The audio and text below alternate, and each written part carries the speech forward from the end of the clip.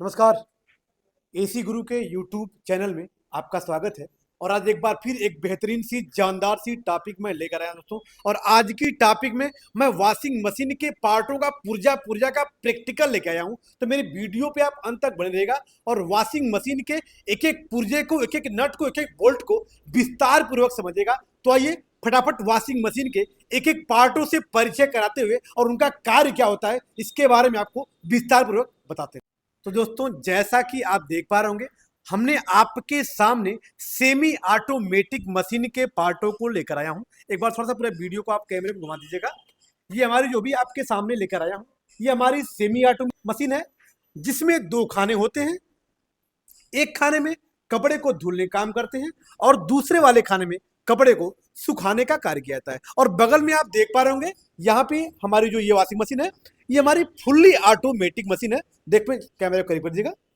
जिसमें आप देख पा रहे होंगे, इसमें एक ही खाना होता है, इसमें एक ही खाना होता है और ये पीसीबी का सिस्टम होता है। थोड़ा सा मार्केट में उतना सक्सेस नहीं है, लेकिन फिर भी मार्केट में ये चल रही है। इसमें एक ही खाने में दोनों काम किए जाते हैं।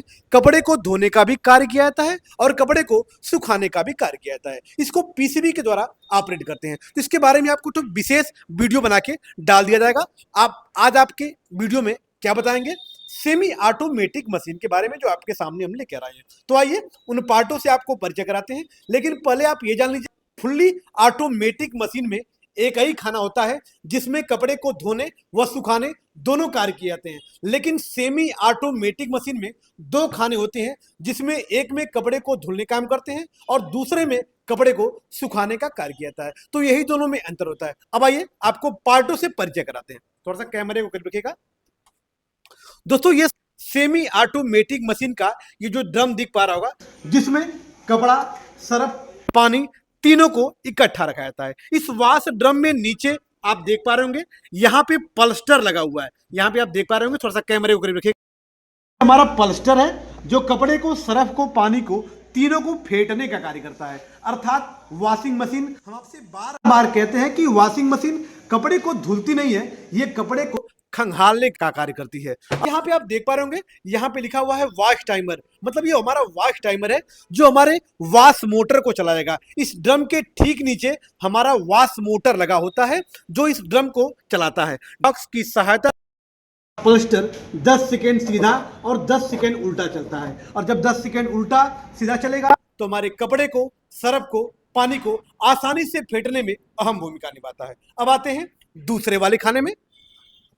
यहां पे आप देख पा रहे हैं दोस्तों, ये हमारा, और ये स्पिन ड्रम में गीले कपड़े को, मतलब वॉश ड्रम के धुले गए कपड़े को इसमें डाल के सुखाया जाता है। ये बहुत ही तेजी से चलता है। जब इसको लाइट देकर इसके मोटर को चलाते हैं, तो जो हमारा ड्रम होता है, ये बहुत तेजी से घूमता है। और तेजी से घूमने के साथ साथ आप यहाँ पे देख पा रहे होंगे, में जालियां बनी होती हैं। ये ड्रम हमारा जालीदार होता है, जिससे पानी आसानी से निथर जाता है। अर्थात हमारा वॉश ड्रम हमारे कपड़े के पानी को आसानी से निथार लेता है या निचोड़ लेता है। और ये बहुत तेजी से चलने के कारण इस जालीदार इसमें एयर बनता है, जिस एयर की सहायता से हमारा कपड़ा सूख जाता है। उस कपड़े को पहनने लायक तो नहीं रहता है, लेकिन आपको 10-15 मिनट अगर धूप में फैला देंगे तो कपड़ा हमारा अच्छे से सूख जाएगा। और ये हमारा है उसका ढक्कन। किसका ढक्कन है? ये स्पिन का ढक्कन है और यहाँ पे ये वॉश का ढक्कन होता है। अब थोड़ा सा आते हैं स्विच के बारे में। स्पिन ड्रम को चलाने के लिए या स्पिन मोटर को चलाने के लिए, यहाँ पे आप देख पा रहे होंगे, ये स्पिन टाइमर है दोस्तों। यहाँ पे लिखा हुआ है साफ साफ। थोड़ा सा कैमरे को करीब रखिएगा। यहाँ पे आप देख पा रहे होंगे, ये हमारा स्पिन टाइमर है, जो स्पिन टाइमर की सहायता से स्पिन ड्रम को चलाते हैं। और जब स्पिन ड्रम चलता कैसे है, क्योंकि जैसे ही अपने स्पिन टाइमर को हम घुमाते हैं, तो ये लाइट कहाँ देता है? स्पिन मोटर को। और जब स्पिन मोटर चलेगा तो हमारा ड्रम चलता है, जिससे हमारे कपड़े का पानी आसानी से निथर जाता है या निचोड़ लेता है। अब इसके बीच में आप देख पा रहे होंगे, ये हमारी ड्रेन स्विच है। इसका नाम क्या होता है? वॉश प्रोग्राम सेलेक्टर होता है। मतलब ये ड्रेन स्विच होता है, जिसके द्वारा हम वॉशिंग मशीन के धुले गए गंदे पानी को आसानी से बाहर गिराते हैं। मतलब इसमें रोटरी लगी होती है, जिसको घुमाते हैं तो इसका पानी आसानी से बाहर गिर जाता है। अब यहाँ पे आप देख पा रहे होंगे, एक सिस्टम और बना होता है, ये वाटर इनलेट सिस्टम। दोस्तों, ये वाटर इनलेट सिस्टम एक ऐसा सिस्टम होता है, जिसके द्वारा वॉशिंग मशीन में हम पानी को डालने काम करते हैं। अब यहाँ पे आप देख पा रहे होंगे, यहाँ पे पाइप बनी होती है, एक प्लास्टिक की पाइप लेंगे और इस पाइप को यहाँ डाल के टोटी को ऑन कर देते हैं, जिससे इसमें पानी आसानी से चला जाता है। अब इसकी सहायता से या इसके प्रयोग से हमको बाल्टी से पानी डालने की आवश्यकता नहीं होती है। टोटी खोलेंगे और आसानी से पानी हमारे ड्रमों में चला जाता है। अब थोड़ा सा आप पीछे जाइएगा। जैसा कि दोस्तों आप देख पा रहे होंगे, ये हमारा कैबिनेट है। कैबिनेट मतलब बॉडी। इस वॉशिंग मशीन को ढकने के लिए प्लास्टिक की बॉडी है, जिसे कैबिनेट के नाम से जाना जाता है। अब थोड़ा सा कैमरे को करीब रखिएगा। अब यहाँ पे देख पा रहे होंगे, ये हमारा कौन सा ड्रम है? बड़ा वाला जो ड्रम है दोस्तों, इसे वॉश ड्रम के नाम से जाना जाता है। और जो छोटा वाला होता है, ये स्पिन ड्रम के नाम से जाना जाता है। तो वॉश ड्रम में कपड़े को धुलने का कार्य किया जाता है और स्पिन ड्रम में कपड़े को सुखाने का कार्य किया जाता है। अब ये बड़ा क्यों होता है, ये छोटा क्यों होता है? क्योंकि वॉश ड्रम में कपड़ा, पानी, सर्फ सब कुछ को इकट्ठा रख के उसमें फेंटा जाता है या घुमाया जाता है या मिलाया जाता है या खंगाला जाता है। लेकिन इसमें मात्र और मात्र गीला कपड़ा होता है, जिसके पानी को निथारने कार्य किया जाता है। इसलिए ये छोटा होता है। इसमें पानी, कपड़ा, सर्फ सब कुछ मिलाने के लिए जगह बड़ी आवश्यकता होती है, इसलिए इसका ड्रम बड़ा होता है। अब आते हैं अगले पड़ाव पे। इसी कड़ी में हम आगे बढ़ते हैं दोस्तों। आप यहाँ पे देख पा रहे होंगे, इसकी जो ड्रम होता है, इस ड्रम के पानी को बाहर निकालने के लिए ये पाइप बनी होती है, जिस पाइप का नाम हॉज होता है। इसे हॉज के नाम से जाना जाता है। अब इस पानी को रोकने के लिए यहाँ पे आप देख पा रहे होंगे, इसमें काक लगा होता है दोस्तों, रबड़ का जो बना होता है। इस काक को ड्रेन डोरी के द्वारा ऑपरेट किया जाता है। जैसे ही ड्रेन स्विच को घुमाते हैं तो अंदर से एक रस्सी आती है, ड्रेन डोरी आती है, उसे ड्रेन डोरी के नाम से जाना जाता है। अब इस डोरी को घुमाते हैं, माफ करिएगा, रोटरी को घुमाते हैं तो जो डोरी होती है इस काक को ऊपर खींचती है। जब काक ऊपर खींचती है तो हमारा जो काक का वाशर होता है ये ऊपर चला जाता है, जिससे इस ड्रम का पानी आसानी से यहाँ से बाहर चला जाता है। अब आइए, उस काक को, आपको रबड़ का जो काक होता है जो पानी को रोकने व गिराने का कार्य करता है, उसको आपको दिखाते हैं कि वो कैसा होता है। आप देख पा रहे होंगे दोस्तों, ये हमारा रबड़ का काक है। जब इसको हम उठाते हैं तो ये दब जाता है ऐसे, इसमें स्प्रिंग लगी होती है, ये देख पा रहे होंगे आप, ये दब गया। और जैसे छोड़ते हैं तो ये फैल जाता है, क्योंकि इसके अंदर स्प्रिंग लगी होती है। आप देख पा रहे होंगे, थोड़ा सा कैमरे को रखिएगा।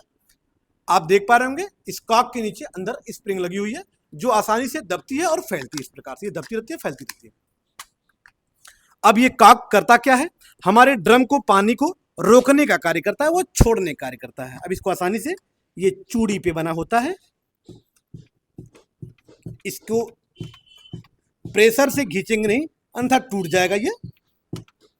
ये चूड़ी पे बना होता है, जिसको आसानी से खोला जा सकता है और कसा जा सकता है। ये ऑपरेट कैसे होता है? ये डोरी से ऑपरेट होता है। आप देख पा रहे होंगे, इसमें डोरी हमारी लगी होती है, जिस डोरी का नाम ड्रेन डोरी होता है।